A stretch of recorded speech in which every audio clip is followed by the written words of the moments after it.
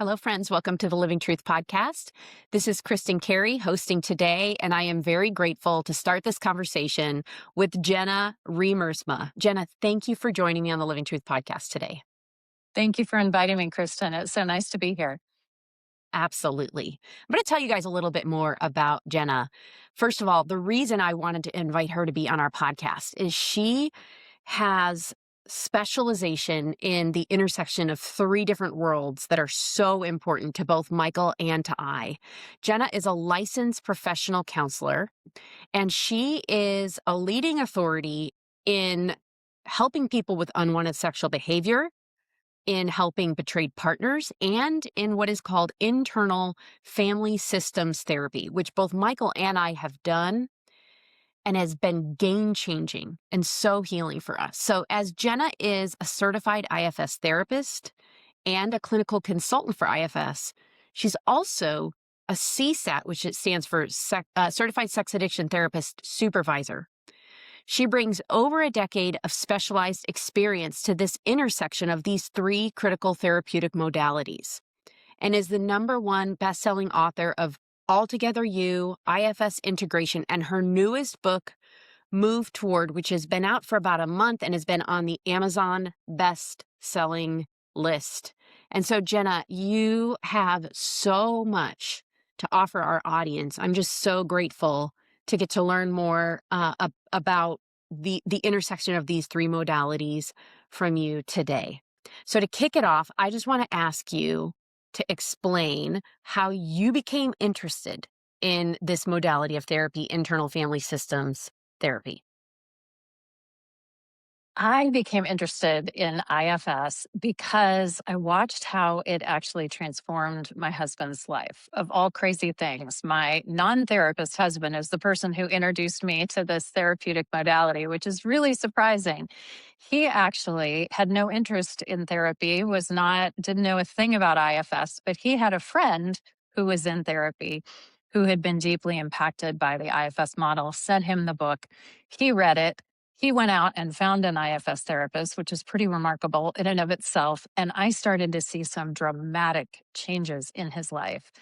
And I wanted to know what was going on. And so I went and got trained. And after about half an hour of sitting in my very first training, it was like a light bulb came on.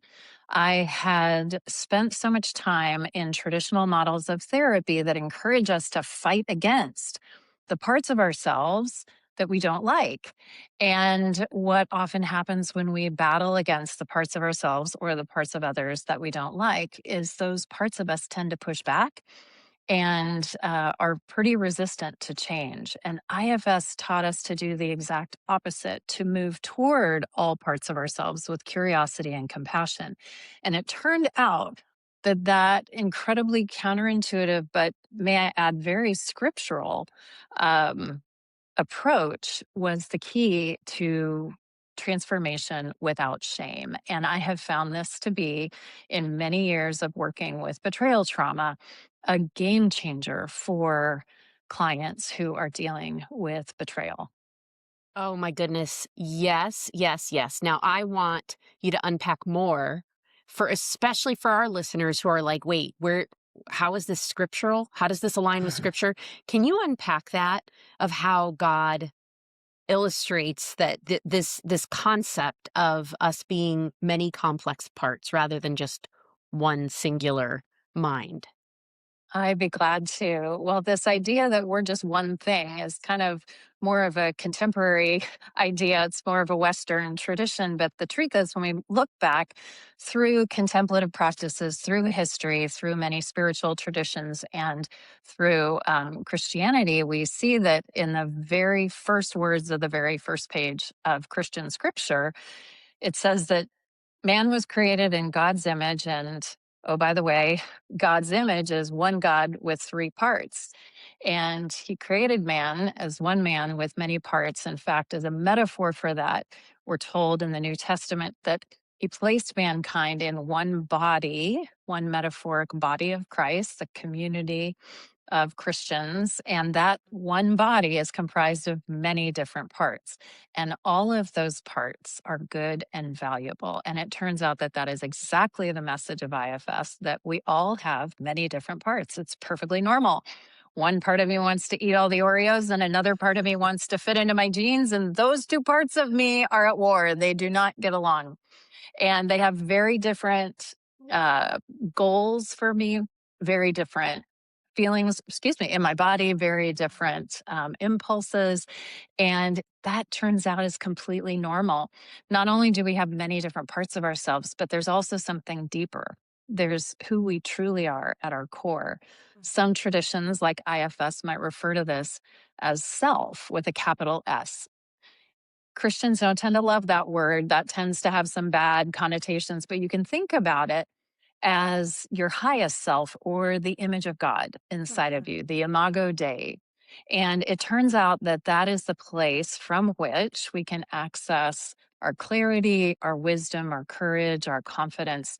And that when we are connected to that divine within us that connects to the greater divine outside of us, we are most effectively able to lead this inner system of many different parts and to move in the world, particularly when we're facing difficulties like betrayal, like relational conflict, like life altering decisions that follow that, with wisdom, discernment, calm, and grace.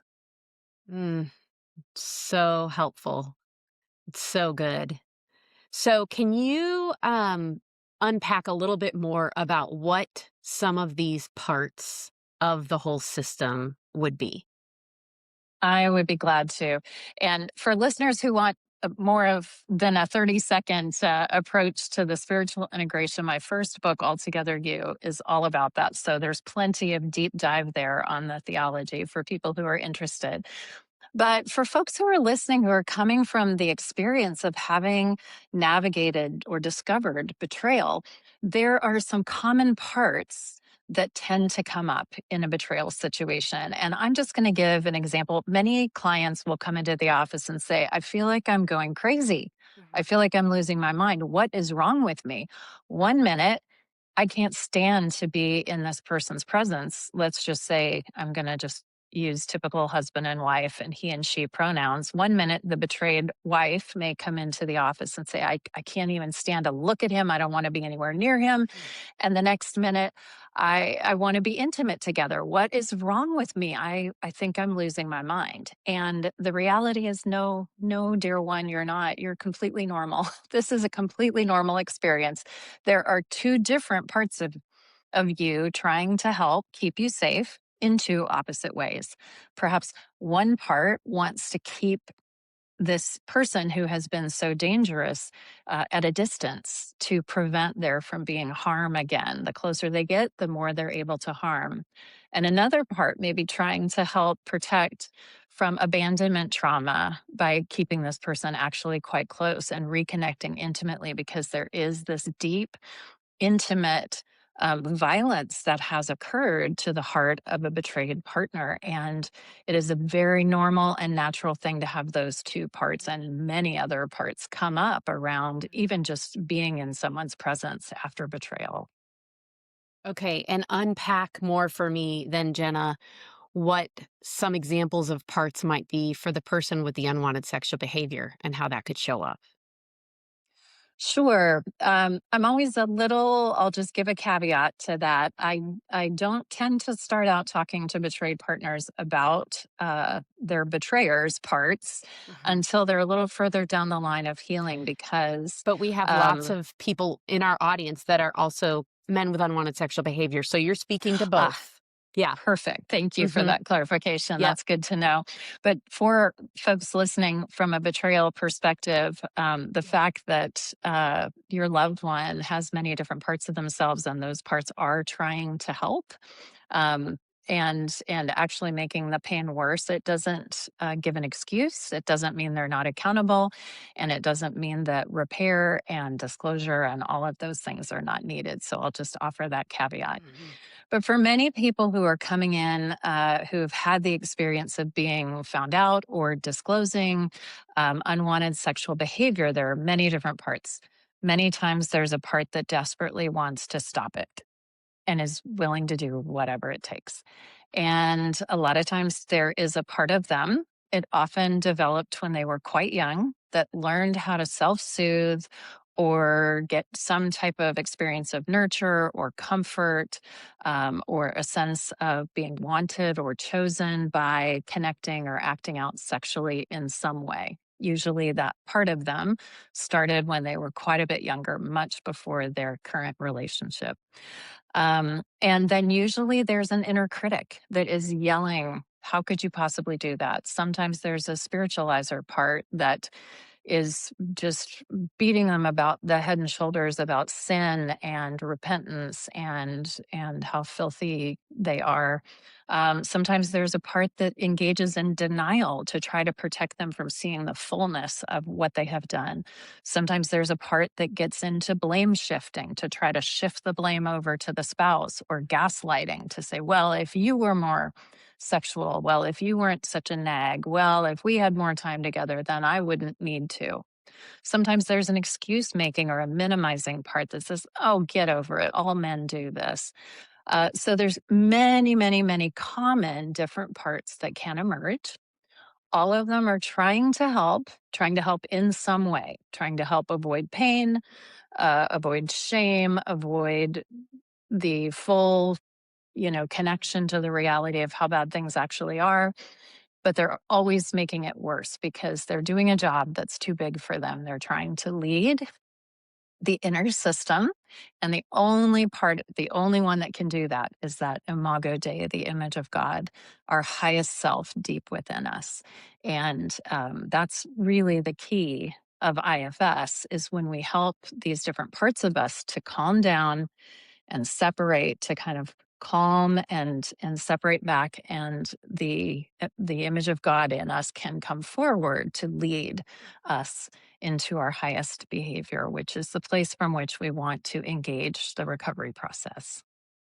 Yes, so good and so hopeful, and such great insight into why there's such a battle within for Mm. both the partner and the addict and all Yes. human beings, right? I mean, Yes. Michael and I have been doing IFS therapy for almost 3 years, and I feel like I'm having new levels of epiphany, like about, oh, that's a part. Oh, that's a part, like on a regular basis, right? So Yes. this is a long, slow journey of really healing and bringing. There are parts that don't want to be discovered.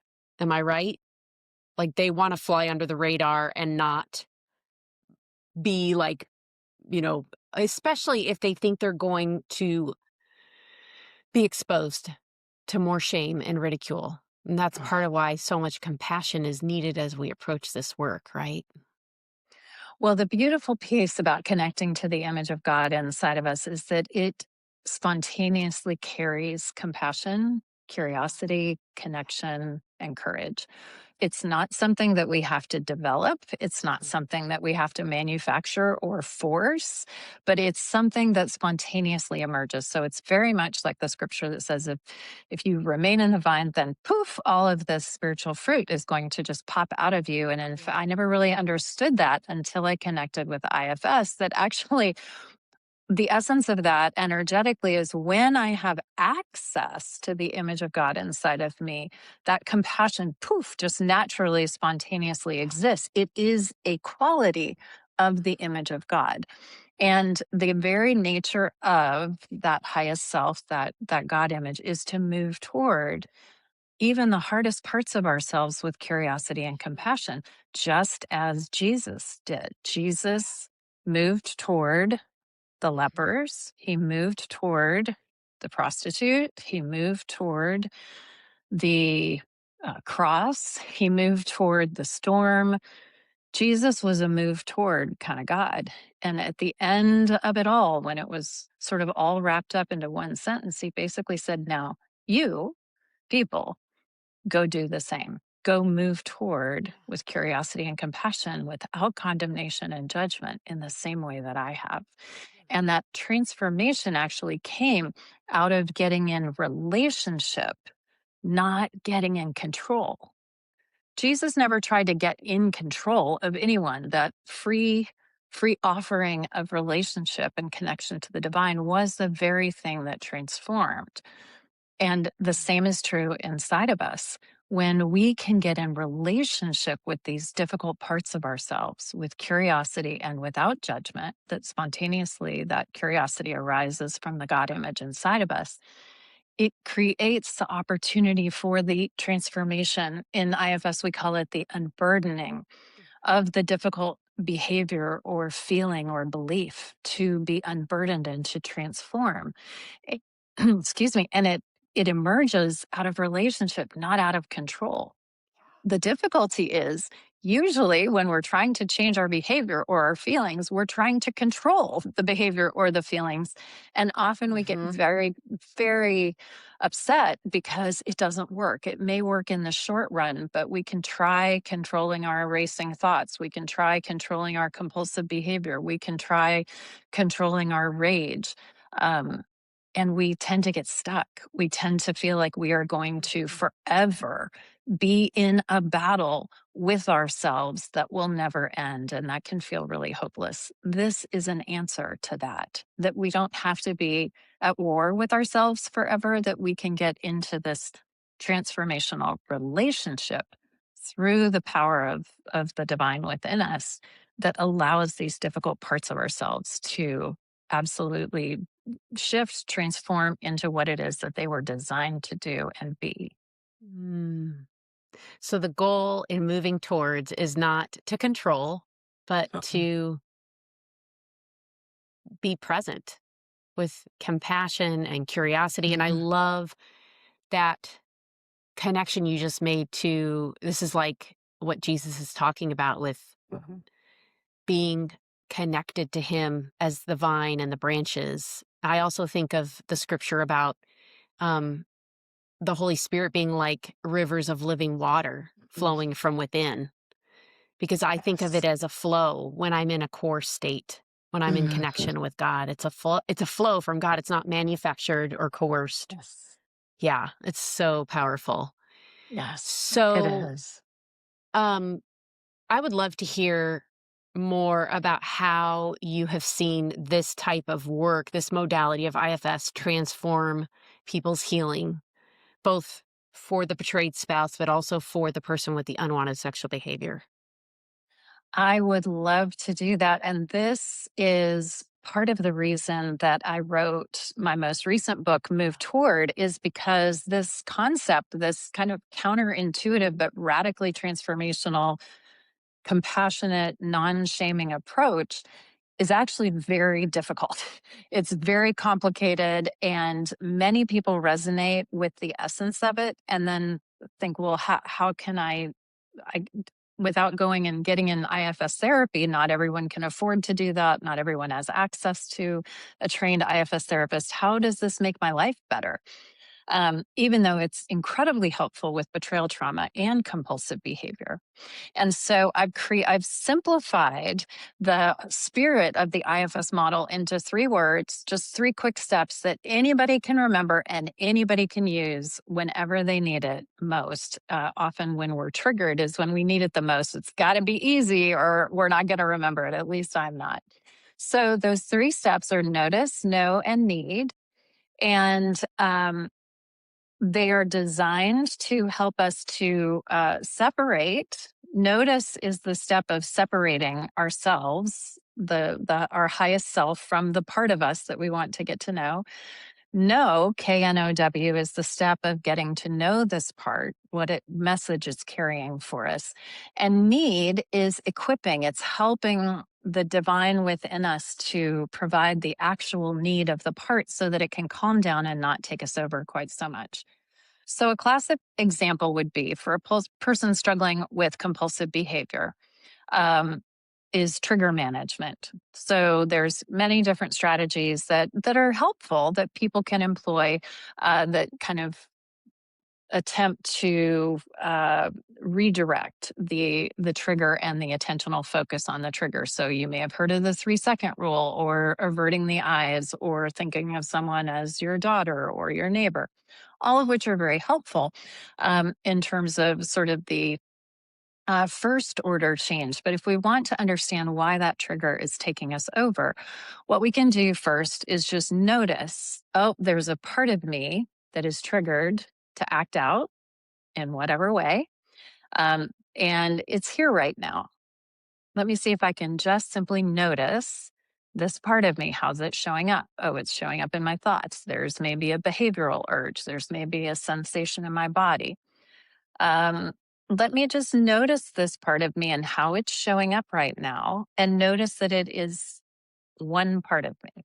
It's not all of who I am. Sometimes I like to even hold my hand out in front of me as a way of sort of giving a visual anchor, like a little place, maybe even for that imaginal part of me to sit in my hand, almost as though I can see it as separate from me. And even just in that one step, just noticing this is a part of me, it's not all of me, is incredibly effective. In IFS, we call this unblending or separating. But to notice, normally when parts of us get activated and totally take us over, we feel like we are that part. We think the thoughts of that part, we feel the feelings, we act on the behaviors of that part. But by separating, we get a little bit of spaciousness, and we help to get back to the divine within us that actually has very different thoughts, very different behavioral urges. So now that we have a little bit of separation, we can notice this part compassionately. Like, I'm noticing this part of me is here, and it's just one part of me. Then we can get curious and we can move to step 2 and literally kind of ask this part of ourselves, what do you want me to know? And just like we would if we were getting to know a friend, we literally ask the question, what do you want me to know about you? Part that wants me to act out. And it's not like anything weird's going to happen. We're not going to hear voices or any weird thing, but we're going to get a sense of something. Mhm. And we're going to get a sense that might be something along the lines of, well, I'm here to try to help because your boss just yelled at you in the middle of that meeting in front of all those people. And if I take over, like, I'm in a very old job, this can help for a minute with that shame. And we can ask other getting to know you questions. I have a whole long list in my book of questions we can ask these parts in this second step. What do you want me to know? What do you want me to know about how long you have been trying to help me in this way? And again, we just sort of wait for an answer, and we might get an image that comes up in our mind's eye of being 5 years old when mom and dad were screaming and throwing things, and it was really scary. And this part of us maybe learned that uh, this sort of self soothing could help when things felt shameful and scary and out of control. Those are typical examples I might hear from clients. So we're getting to know this part of us. Now, I want to say again, particularly to partners, but also to folks dealing with unwanted behavior, this is not an excuse. It doesn't mean that we're not accountable for the behavior of our parts. In no way does it mean that. What it means is we're beginning to get in relationship with this part of us so that ultimately we can help it transform, so that we're not battling it all the time. Instead of fighting it, we're befriending it. And then when we've gotten to know what this part of us may want to share, we can ask, what do you need from me right now to feel a little less activated and a little more comforted? That's step 3, need. Notice, know, need. Every single time, the need is something very different than the behavior this part is stuck in. The need of this part is not to go act out sexually. That's not the need. The need of this part, and only this part can tell us, only this part has a sense of what it truly needs. It's often comfort, soothing, connection, self care, nurture. Sometimes it's excitement, novelty. We can't really know unless we really get curious and inquire. But when we can meet the actual need of that part more effectively, it doesn't have to take us over. in the same way to drive acting out behavior. And that's an incredibly, incredibly second order change, powerful tool for handling triggers. All those other tools are very effective as well. For first order change, we do want to redirect the eyes. The 3 second rule is very helpful. But when we actually get to know what is driving this, we can help the longer term change. And of Mm. course, with compulsive sexual behavior, it is not as simplistic as just getting to know a part and then poof, the part changes. There's also, of course, neurochemistry, habit, habituation, lots of things that are going on underneath that. But when we can get to know these parts of us and meet their actual needs, they have a lot less need when they're triggered to take us over and drive us to engage in behaviors that we don't want to engage in. Mm. So that would be an example for someone struggling with unwanted behavior. That's so powerful. And how about for the Yeah. betrayed partner? So, similarly, for a betrayed partner, so many different ways that betrayed partners can find this helpful. Let's see.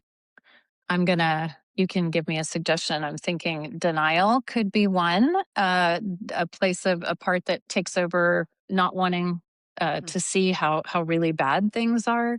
Um, how about a spiritualizer denial part? Would that be a good one? Sure. Okay. Yeah. So it's not uncommon, especially in early in the process when we're still kind of client comes in and they're still in this shock stage where perhaps they've discovered something or they're being gaslit and told, well, that was all there was. I haven't been doing that anymore, kind of somewhere in that process. And partner may come in and say, well, I don't know, you know, I think everything's fine. He told me that he's repented. He is glad that I caught him. He's nailed it to the cross. And behold, the old has passed away and the new has come. And we are just moving forward in Jesus. And what's behind us, we are forgetting and striving toward the future prize. So there's lots and lots of otherwise very helpful, wonderful spiritual stuff being overlaid onto strong denial. And the reason that that is denial is because there's no actual behavioral evidence or time that has passed to indicate that it's appropriate to rebuild trust or that any degree of sobriety or recovery has been accomplished. So, how a partner, often we talk about needing to break through denial, both with partners and with folks who are acting out.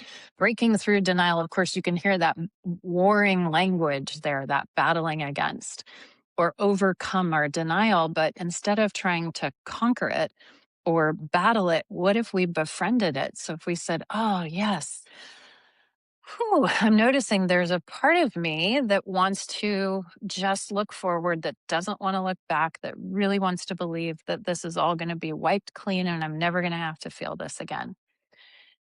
And maybe I could just notice how this part of me shows up. It's showing up with all these different thoughts and this kind of I can feel this movement in my body, this like energy to go fast. That's typically how these parts show up. Let me see if I can just notice that this part of me is here and it is one part of me. It's not all of who I am. Maybe I can notice it with a little curiosity, a little compassion. Okay, now again, I can maybe offer my hand just as a visual aid, as a way to physically anchor the idea of this part of me as sitting here at a friendly distance so we can get to know each other. And now, kind of through the eyes of the image of God, I can start to get to know this part. So I can move to step two, which is know. What do you want me to know? This part of me that doesn't want to look back. And if we ask that question and pause, what often comes up is something like, you couldn't survive the pain.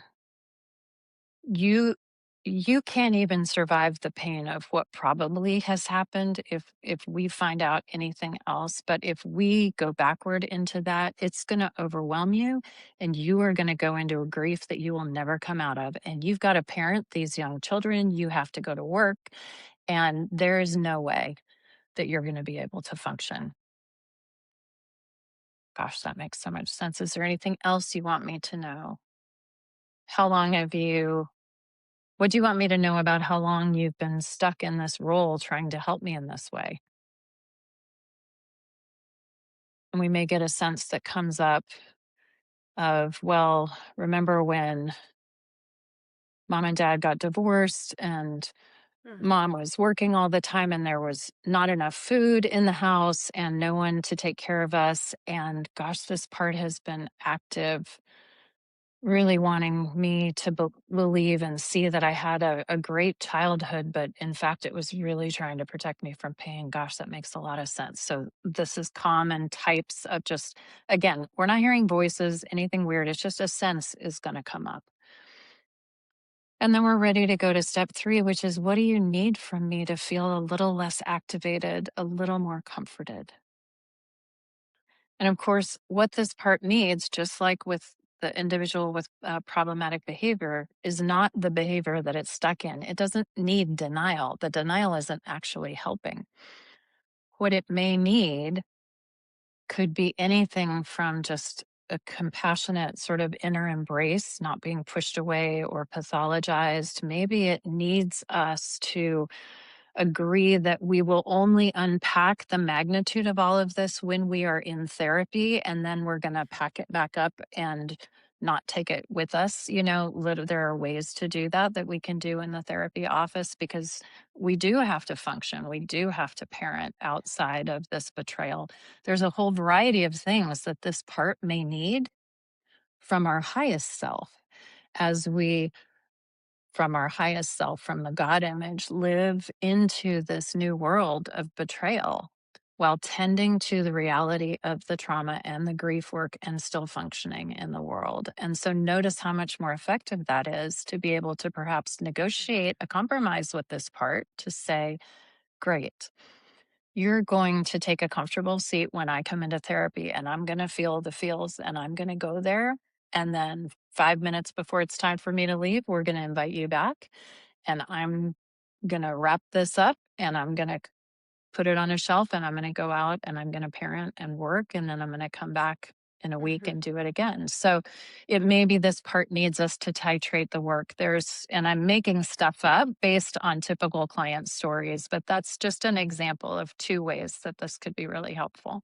Okay, so good, Jenna. I have so many questions. First of all, I'm Yeah. curious, like from what I see, I think doing that in the first round of discovery when someone's new to IFS, it's not Yeah. likely. I mean, it's just we just don't have Mm. access to that level of clarity to Mm. be able to go through this. But as a therapist, right? You're helping betrayed partners start to go there because you're showing up to therapy with your core Mm. energy and helping them have Yes. access to their core energy. And I think one thing that's so hopeful about all of this is if we can learn how to access that image of God within, it's like we have our own therapist with us at all Yes. times, the Yes. counselor, Yes. right? The great comforter. Yes. Okay, but back to my question is Mm. instead of trying to break through that denial, like you were talking about, Right. when you have a Yeah. betrayed partner come in, how do you move toward her part that is showing up with denial as the therapist? Well, um, in much the same way, but I will give the caveat that people early in recovery and in trauma actually benefit from this and can use it immensely. It is a simplified tool which allows it to take a complex system. IFS is much more complex than this and make it accessible. And what I find is that, especially in the despair, the overwhelm, and the utter chaos of early discovery, for both sides, where the world has been turned upside down, you don't know which way is up, for people to be able to just remember, notice no need, we can actually do that in our most triggered and overwhelmed moments. And what I find is it's actually enormously hope giving for people. Mm. It's not like, oh, in 5 years, I'm going to be able to start feeling better.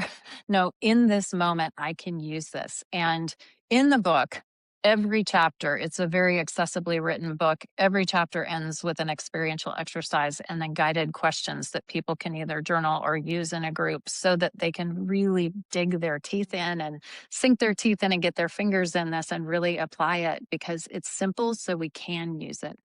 But in therapy, I could do a very similar approach. So if a client comes in and says, everything's fine and we're just going to move forward and praise Jesus. Like he said he was sorry and he's repented and we're good. So I think we're good. I don't think we really need to do any work. It's fine. I can say, this is so important. What you're saying, I don't want to miss this. When you say those words, we're fine. We don't need to we don't need to work on this. Everything's fine. What do you notice in your body? Well, I'm noticing those thoughts in my head. We're fine. I'm noticing there's kind of a pounding in my heart. Okay, great. So could you just notice this part of you that has those thoughts, that's got the pounding in your head? And could you just notice that this is a part of you? It may not be all of who you are. Just check in, welcome this part of you in your mind's eye. If you want to offer it a seat of honor, perhaps here, it's very welcome here in this space. And then maybe check in for a moment and see, are there any other parts of you? Any other parts of you that have a different opinion or some different feelings? Yeah. Well, I guess so now that you ask it.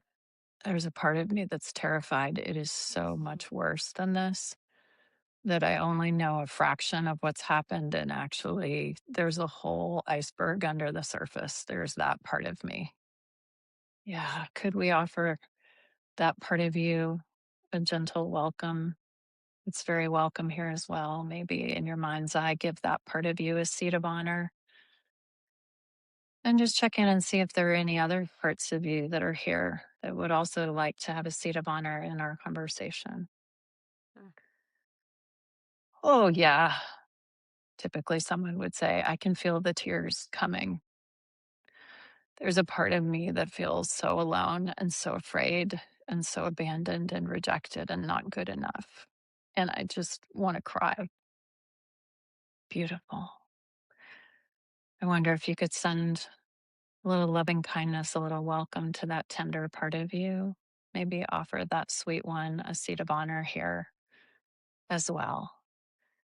And let's let all three of these parts of you know that they are welcome and valued in this conversation and that we want to take care of all of their needs. So, as a therapist, that's how I might do the exact same thing. And that's just using step one.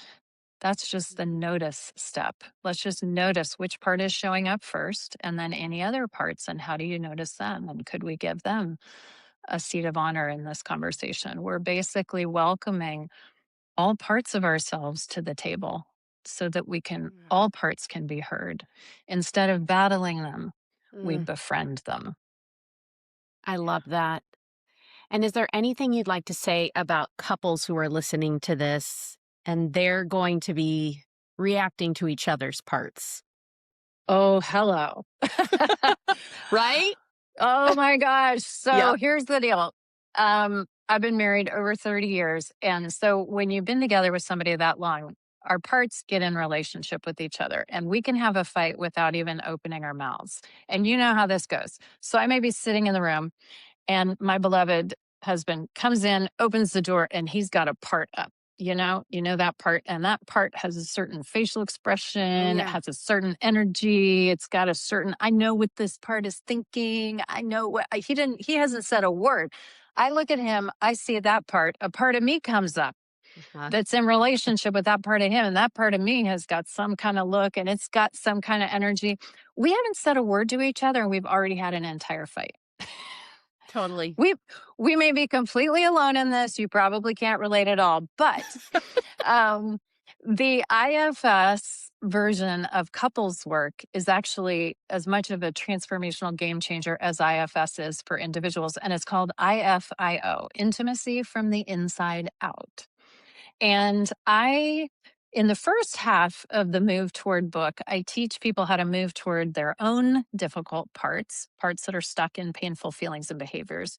In the second part of the book, I talk about now that we've moved toward our own parts and we've connected to that God image inside of us, that highest self, how then do we wisely turn toward the difficult parts of others? And this is so powerful, and it is a game changer in relationships. So when I am taken over by a part, let's say I'm in a conflict with my spouse and an angry part of me has taken over.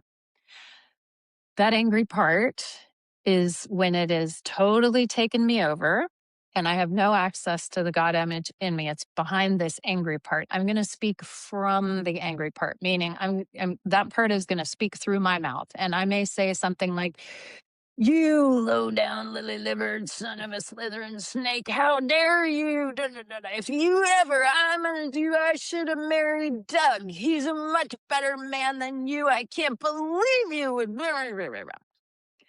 I'm hypothetical. That's not really what the angry part would say, but you get the Right. idea. It's going to speak in this angry way. Yeah. Now, take two. This time, I'm real quick when I notice that angry part of me getting activated. I'm going to do a quick move toward. I'm going to notice, okay, I'm feeling some intense anger. In fact, it's not just anger, it's rage. Hey, rageful part, you're welcome here. What do you want me to know? What do you need from me? Okay, you need to be represented in this conversation. Now I'm going to turn toward my partner. If it is safe to do so, I talk about these different scenarios in my book, and I might say, hey, I need to let you know that I'm noticing there's an enraged part of me that really wants to take over right now.